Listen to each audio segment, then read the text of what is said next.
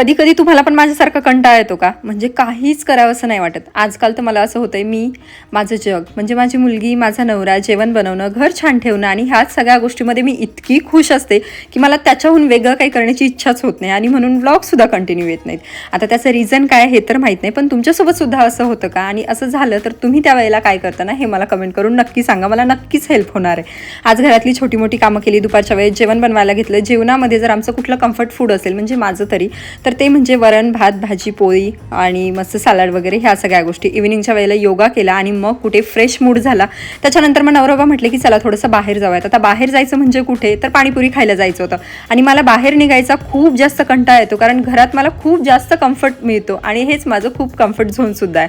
मग मस्त बाहेर जाऊन पाणीपुरी खायच्या नावाखाली छान जेवणही करून आलो आणि त्याच्यानंतर खायची होती आईस्क्रीम. आता मनूला एवढी आईस्क्रीम खायला लागली की त्याच्यानंतर ना कितीही तिच्या गुपचूप आईस्क्रीम खायचं आम्ही ठरवा, पण ते अजिबात होत नाही. आणि आईस्क्रीम खाण्यासाठी ना तिची एवढी सगळी एक्साइटमेंट असते, म्हणजे वाटीमध्ये घेईपर्यंतही तिला दम निघत नव्हता. त्याच्यानंतर मस्त आईस्क्रीम एन्जॉय केली. जेव्हा पण आपल्याकडे कधी रात्री मिक्सर लागतं ना, याचा अर्थ दुसऱ्या दिवशी मस्त इडली किंवा डोसाचा बेत आहे. तसंच माझ्याकडे सुद्धा होणार आहे. इडलीचं बॅटर बनवलं आणि संध्याकाळी मस्त चंपी केली आणि दिवसाचा शेवट केला. चलो भेटू नेक्स्ट व्लॉगमध्ये. बाय.